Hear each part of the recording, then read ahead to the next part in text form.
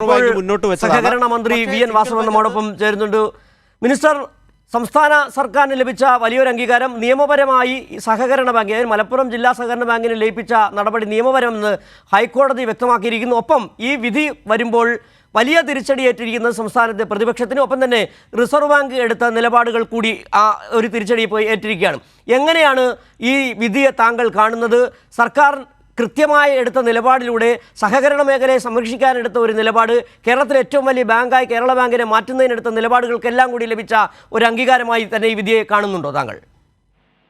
നിശ്ചയമായും ഇപ്പോ ബഹുമാനപ്പെട്ട കേരള ഹൈക്കോടതി ഡിവിഷൻ ബെഞ്ചിന്റെ സുപ്രധാനമായ ഒരു വിധിയാണ് ഇന്നുണ്ടായിട്ടുള്ളത്. നേരത്തെ കേരള ഹൈക്കോടതിയുടെ സിംഗിൾ ബെഞ്ച് അവർ കൊടുത്ത കേസ് തള്ളിക്കൊണ്ട് ഉത്തരവായിരുന്നു. അതിനെതിരെ അപ്പീലുമായി മലപ്പുറം ജില്ലാ ബാങ്കും അതോടൊപ്പം റിസർവ് ബാങ്കും കൂടി ചേർന്നു എന്നുള്ളതാണ് അതിലെ രണ്ടാമത്തെ കേസിന്റെ പ്രത്യേകത. അതിലൊരു കാര്യം കൂടി എടുത്തു പറയാനുള്ളത്, മുമ്പ് നമ്മൾ ഈ വിഷയത്തിൽ കോടതിയിൽ നേരിടുന്ന ഘട്ടങ്ങളിൽ റിസർവ് ബാങ്ക് നമുക്ക് അനുകൂലമായി സത്യവാങ്മൂലം കൊടുത്തിരുന്ന, കേരളത്തിൽ മലപ്പുറം ജില്ലാ ബാങ്കിന് മാത്രമായി ഒറ്റയ്ക്ക് നിൽക്കാൻ കഴിയില്ല എന്ന രൂപത്തിൽ സത്യവാങ്മൂലം കൊടുത്തിരുന്ന റിസർവ് ബാങ്ക് ഇപ്പോ പുതിയ സാഹചര്യത്തിൽ യഥാർത്ഥത്തിൽ സംസ്ഥാന ഗവൺമെന്റിനെതിരായി UDF-നോടൊപ്പം ചേർന്ന് മലപ്പുറം ജില്ലാ ബാങ്കിലെ പഴയ പ്രസിഡന്റ് ഉൾപ്പെടെ ചേർന്നിട്ടാണ് കേസ് കൊടുത്തത്. ആ കേസിന് അനുകൂലമായിട്ടാണ് യഥാർത്ഥത്തിൽ ഇപ്പോ ഈ മറ്റൊരു റിസർവ് ബാങ്ക് നിന്നിരുന്നത്. അതിന് രണ്ടും തള്ളിക്കൊണ്ടാണ് ബഹുമാനപ്പെട്ട സുപ്രീം കോടതി ഗവൺമെന്റ് നിലപാട് ശരിയാണ്, നമ്മൾ പാസ്സാക്കിയ നിയമം ശരിയാണ്, ലയിപ്പിച്ചത് ശരിയാണ്, ആ കാര്യത്തിൽ നീതിപൂർവമായി ബഹുമാനപ്പെട്ട കോടതിയുടെ ഭാഗത്ത് വിധിയുണ്ടായി എന്നുള്ളത് ഏറ്റവും സ്വാഗതാർഹമായ കാര്യമായി ചൂണ്ടിക്കാണിക്കുകയാണ്. മിനിസ്റ്റർ, ഇവിടെ ഉയരുന്ന ഒരു വിഷയം എന്ന് പറഞ്ഞാൽ, കാരണം കഴിഞ്ഞ ദിവസം തന്നെ നമുക്കറിയാം ഈ ലോകായുക്ത ബില്ലുമായി ബന്ധപ്പെട്ട് രാഷ്ട്രപതി അംഗീകാരം നൽകിയ ഒരു സാഹചര്യം. ഇതിലെല്ലാം ഈ UDF അടക്കമുള്ള പ്രതിപക്ഷ കക്ഷികൾ പറഞ്ഞുകൊണ്ടിരിക്കുന്നത് സംസ്ഥാന സർക്കാർ നിയമവിരുദ്ധമായി പല കാര്യങ്ങളും കൈക്കൊണ്ടിരിക്കുന്നു എന്നുള്ളതാണ്.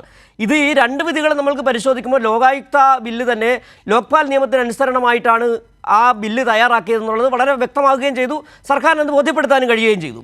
സമാനമായൊരു സാഹചര്യം തന്നെയാണ് ഇപ്പോൾ മലപ്പുറം ജില്ലാ ബാങ്കിൽ ലയിപ്പിച്ച കാര്യവുമായി ബന്ധപ്പെട്ട് ഹൈക്കോടതി വിധി വരുമ്പോൾ നിയമവിരുദ്ധമായി ഒന്നും തന്നെ സംസ്ഥാന സർക്കാർ ചെയ്യുന്നില്ല.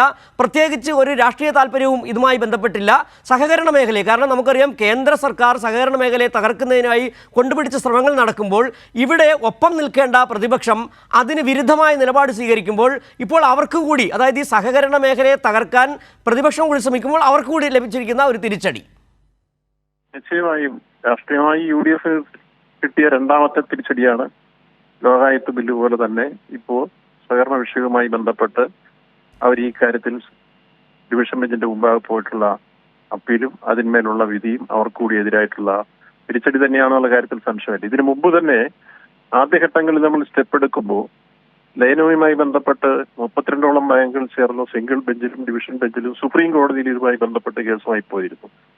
ഈ 3 സ്ഥലങ്ങളിൽ നിന്നും ഗവൺമെന്റ് എടുത്ത നിലപാട് ശരിയാണെന്നും അവരുടെ പരാതി തെറ്റാണെന്ന് പറഞ്ഞ് തള്ളിക്കളഞ്ഞിരുന്നു. അതിനുശേഷമാണ് നമ്മൾ ലയന പ്രക്രിയ പൂർത്തീകരിച്ച് ഏറ്റെടുത്തു കഴിഞ്ഞപ്പോൾ അതിനെതിരെ സിംഗിൾ ബെഞ്ചിൽ പോയി, അത് തള്ളി. ഇപ്പൊ ഡിവിഷൻ ബെഞ്ചിൽ പോയി, അതും തള്ളി. അതുപോലെ റിസർവ് ബാങ്കിന്റെ പുതിയ സത്യവാങ്മൂലവും കേസിൽ കക്ഷി ചേർന്നുകൊണ്ടുള്ള വാദവും നിരാകരിക്കപ്പെട്ടിരിക്കുന്നു, തള്ളിയിരിക്കുന്നു. അങ്ങനെ എല്ലാ അർത്ഥത്തിലും സംസ്ഥാന ഗവൺമെന്റിന്റെ ഈ രംഗത്തെ നിയമപരമായ നീക്കം അതിന് സാധുതയുള്ളതാണെന്നും ശരിയാണെന്നും ബഹുമാനപ്പെട്ട കോടതി നീതിപൂർവമായി വിധിച്ചിരിക്കുന്നു. അതങ്ങേറ്റം സ്വാഗതം ചെയ്യുന്നു. ഇത് രാഷ്ട്രീയമായി പ്രതിപക്ഷത്തിനും നല്ല തിരിച്ചടിയായിരിക്കും.